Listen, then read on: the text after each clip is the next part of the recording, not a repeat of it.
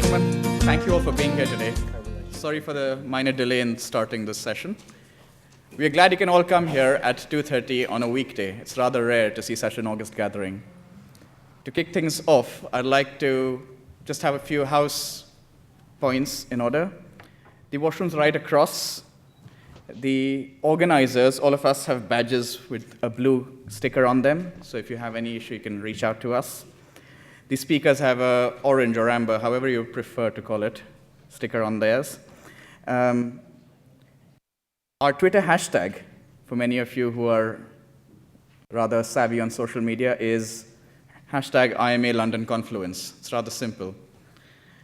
And we have had a minor amendment. Unfortunately, Kamini Banga, the chairperson of our chapter, has fallen very ill, and she was supposed to open today's proceedings. In lieu of her, she sent a message, and I'd like to call upon Namrata Kaul to deliver the opening remarks.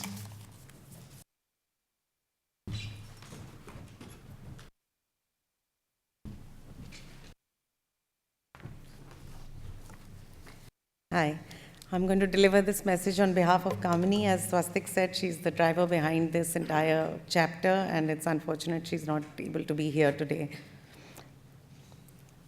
Good afternoon to all of you, and welcome to our annual conference. A special welcome to our guest, His Excellency Shri Ranjan Madhai, High Commissioner of India. We have a 500-strong alumni base in London, and we are glad that so many of you are here today with us.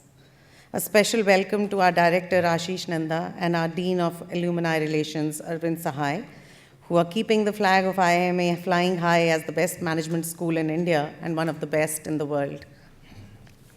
The theme for today is all about innovation, which has always been key to global growth.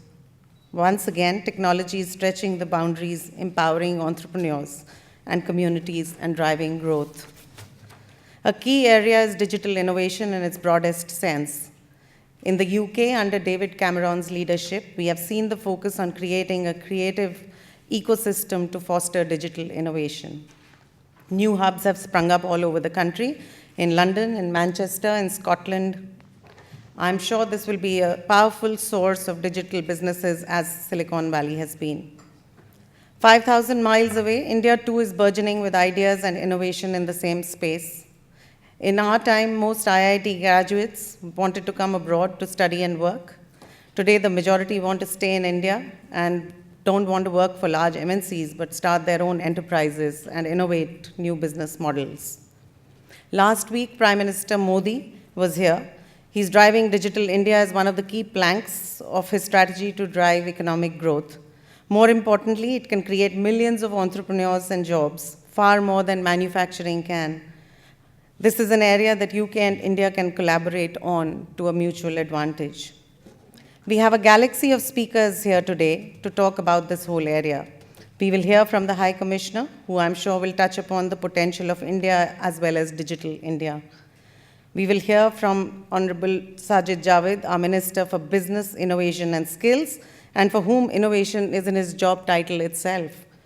We have several entrepreneurs and leaders who have blazed a trail by establishing businesses which are constantly innovating, creating new business models, changing our lives for the better. And in this spirit of innovation and use of technology, our keynote speaker, Dr. Vishal Sikka, the dynamic first non-founder CEO of Infosys, will be beamed across from California, where he is today, to share his views. Unfortunately, due to a death in his family, he could not be with us in person today. We at the IIMA Alumni Chapter are daring to dream bigger and bolder. We are looking for new thrust areas, and one of these is to help women in business. Much has been done over the years, and yet we have a situation in this country where only a handful of the UK FTSE 100 CEOs are women.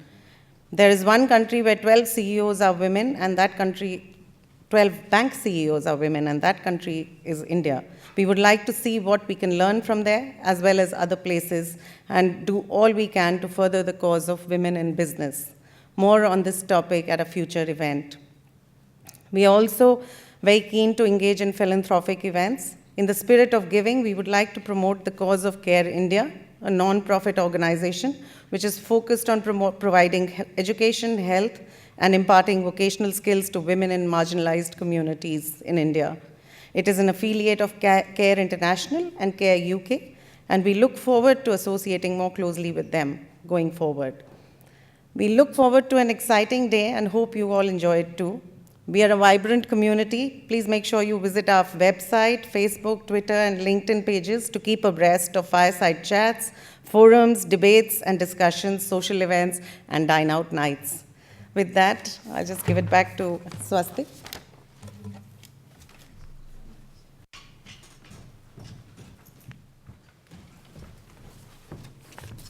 Thanks, Namrata.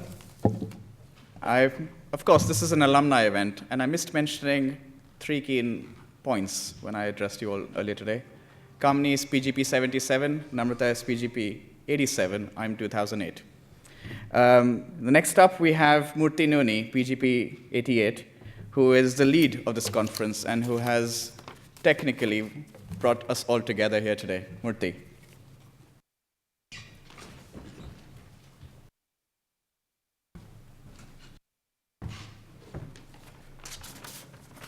Hello, His Excellency Mr. Ranjan Mathai, High Commissioner of India, Professor Ashish Nanda, Director IIMA Ahmedabad. Good evening, ladies and gentlemen. Thank you for joining us this afternoon in spite of your busy schedules. A warm welcome to everyone from the IIMA London board for the conference on the future of innovation.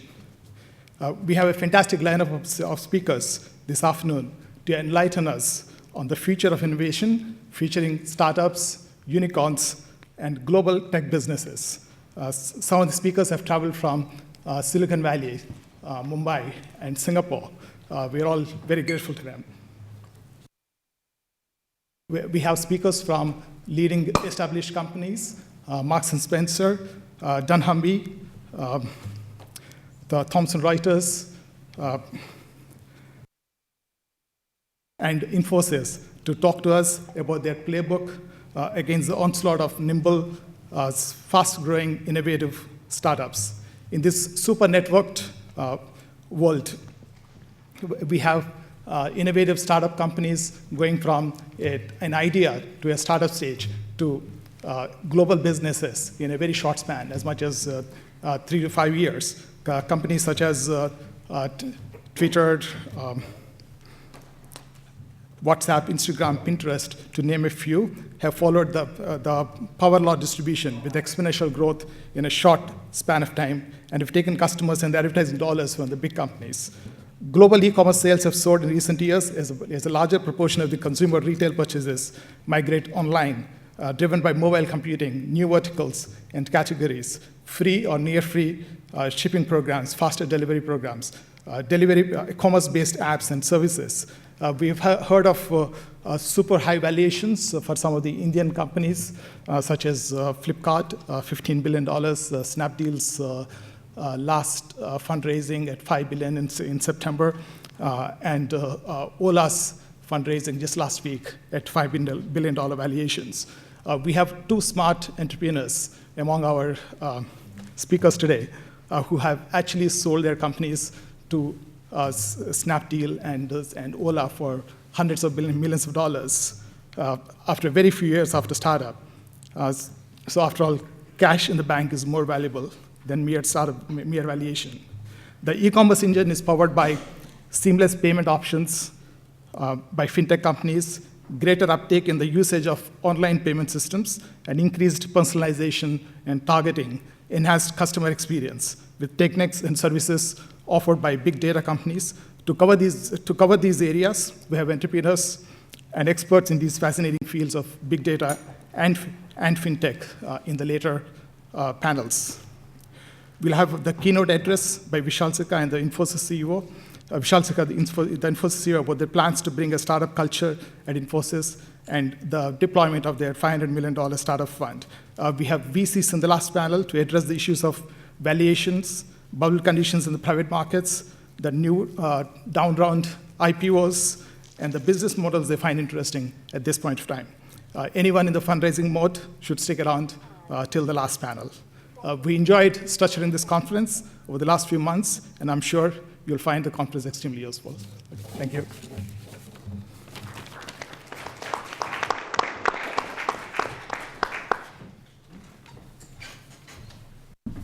Thank you, Murthy. Earlier this year, we had the RBI Governor, Dr. Raghuram Rajan, at one of our events, where our next speaker was a very gracious guest. Our next speaker and the opening address for this evening is His Excellency, Mr. Ranjan Mathai. He has been the High Commissioner of India to the UK since December 2013. Prior to this, he served as the Foreign Secretary of India from August 2011 to July 2013. Mr. Mathai is a 1974 IFS officer.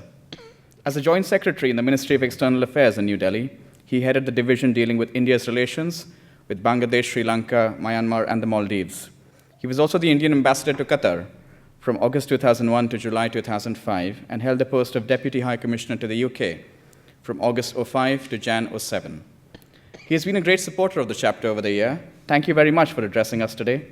Please welcome His Excellency, Mr. Ranjan Mathai. I might as well just add a small note. Mr. Mathai just informed me that he is in the last 10 days, and this is probably his last public engagement. Please, a very warm welcome.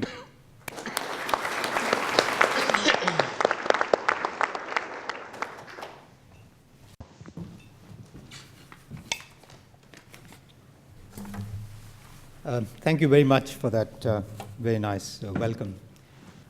You know, when Kamini came to see me some months ago to ask me to be the opening speaker at this event, she hadn't quite told me that it was about the future of innovation.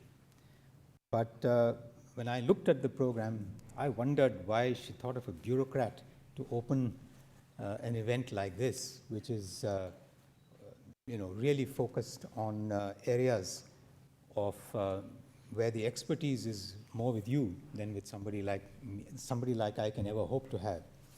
I've had a very, very brief involvement with innovation. In my CV, there was one element which sometimes gets added, that I was also ambassador in Israel at a very interesting time when we were talking about startups and working together. And I actually brought NASSCOM to Israel and got them to sign an agreement with their Israeli counterparts. But apart from that, I'm a bit of a stranger here. So you will, of course, excuse me not being able to speak on Digital India or on innovation, but more generally to welcome all of you and to say it's a great honor to be with you. And I'm not going to be innovative, so like many opening speakers do, I will try to start with a definition. I often wondered why we talk of innovation rather than invention. And reading a little, I understand that innovation can be a new idea, a more effective device or process. It is a way of creating solutions that better deal with existing requirements or deal with new requirements. And in a management sense, it is achieved through more effective products, processes, services, technologies, or ideas that can be used in markets and in government and in society. Now, India is not ranked high in many international indices on innovation, whereas the UK usually makes it into the top 10. And as we just heard, the Prime Minister of this country has made it his priority to take them even higher. We do have recorded a large number of innovation successes recently, but very often in the popular mind, we are often associated with what is known as frugal innovation and jugaad. Now, this has greater relevance in domestic affairs than in a global context, where I believe we will need innovation of the kind your conference will address to deal with global markets and a globalized India. And if I can, at this point, make a light-hearted recollection that when I started service in 1974, there used to be a joke going around, so I don't know if many of you have heard it, that about, the innovative Indian. And this was a story of a man who turned up from the United States in Asia with the thinnest wire ever made by a human being, or by a machine, operated by a human being. And he asked a Japanese, a Chinese, and an Indian to tell them what they could do with this wire. So the Japanese had a go, and everyone else looked at the wire, and they couldn't see anything, and he said, look at it under a microscope. So he had managed to tie a knot in that without breaking it. So they all applauded, and the Chinese came up with his wire, and they looked at it under a microscope, and he saw he had managed to drill a hole in it without breaking it. And so it came to the Indian, and then he said, have a look. They had a look, they couldn't see, so he said, get a more powerful microscope. So they got a more powerful microscope, and on it was written, made in India. Now, compare that bizarre story to the period we live in now, where one of the most popular cartoonists in the United States, Dilbert, has as his real technological fix-it man, Ashok, the graduate of the IIT. So you can see how far we have come in that period of history. But let me congratulate you on your innovative choice of a theme for the conference, and that is the future of innovation, which is the future of all of us, and certainly future of India. Now, I'd like to record that the Indian Institutes of Management have done much to place India on the world business map, and I think IIMA can justifiably be proud of its track record in this respect. Speaking from the perspective of somebody who deals with the relations with the United Kingdom, certainly the management expertise of the Indian community here is something which is well acknowledged and recorded by British society and by British ministers whom I've spoken to. In the new India that is being built, and Digital India is certainly part of it, I believe the graduates of your institute will have a major role to play. And in India's global engagements, that role is going to be even larger. With the United Kingdom in particular, there will be huge areas where your expertise would be most valuable to us in government. To illustrate this, let me just look at some of the major outcomes of the Prime Minister's visit here 10 days ago. The first, and that is, I think, very important but not spoken about very a lot, is the extent of political understanding and a global sense that we can be partners, India and the United Kingdom. But second is the one we are now focusing on, and that is the expansion of our economic relations in areas of investment and trade, but most significantly now in finance here in the City of London. It is the use of London as a platform for raising finance for India's infrastructure development that I think we are going to see a lot of the action in the future. A third area, which has hardly received attention in the Indian media, is the expansion of our scientific, educational, and cultural ties to build what is called a people-to-people linkage, but with a very heavy focus on science and technology and research partnerships. And the fourth is, of course, the acknowledgement of the diaspora as a bridge between our two countries. And may I say that in that diaspora, all of you are very, very significant players. The alumni of your institution will certainly play a role in all these areas, and as I believe, most directly in the last three of them. And innovation will be a theme in all of these. Now, I will not have the privilege of being here next year to take forward this agenda, but I trust your association would continue to engage with those who would follow us in India House. Now, just looking at the themes of your conference, you have Eastern and Western innovations in e-commerce, in robots, fintech, and startups. All are areas of the greatest interest to India. We sometimes used to assume that robots may not be of great interest to India, as we need labor-intensive industries. We certainly need them, but we need the robots too. Already, robotics is very important for those who are working in very advanced knowledge-based industries, where remote handling is a very critical feature of being able to experiment. And I have been told by people who know more than I do that it is likely to affect the service industries also in a very large way, where intelligence, rather than a bodily robot, would actually take over many of the functions which the service industry currently provides. India has the potential for innovation, but needs to make great institutional changes and create a new culture of support to change and innovation. I believe the state has a great role to play because India has extraordinary traditions of knowledge and of innovation which will need funding over time, even when it appears to be blue sky technology. Whether, looking at it historically, whether we speak of Shushruta's surgical instruments, or the buttons of the Indus Valley, the first place buttons were made, or chess, or the dyes and the fabrics used in Indian textiles. Just go over to the V&A Museum and look at the exhibition on the fabrics of India. You will see that through the ages, we have been innovators and inventors. Just looking at this history makes me believe that Johannes Huebner, who looked at innovation over historical time, came to the conclusion that innovations actually peaked in 1873 and that the rate of innovation has declined since then. So, subject worthy of debate. In the revival of India after our independence, the emphasis given to science and technology by our first Prime Minister has ensured that we are able to stay in the global leagues of R&D. And it is our current Prime Minister who has taken this forward most with the programs of Digital India and his emphasis on the emphasis on the digital side. The great institutions like your alma mater and the Indian Institutes of Technology, let us not forget, were nurtured with very generous state support. And in the late 1990s, it was actually Dr. Abdul Kalam, who later went on to become our president, who pioneered the emphasis on innovation, which is now accepted without challenge as being a key to our future. But when he spoke about it, he had to start something called technology forecasting as a way of getting young people to focus their minds on this. So I believe that it is a combination of state and society which will help innovation in India. Remember that it is because we are a democratic country, and we wanted you to maintain that, with an open society, that our future will be a truly globalized one.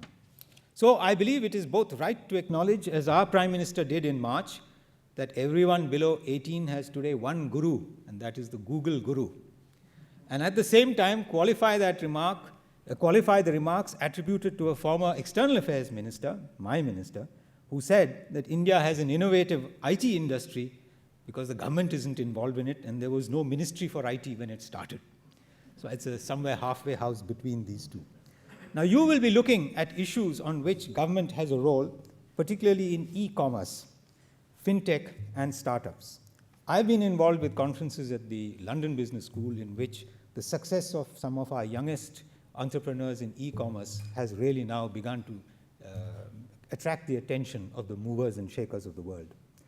Let me note that the government has been supportive of the development of e-commerce, and we are delighted to see the success of the young entrepreneurs in this area. Fintech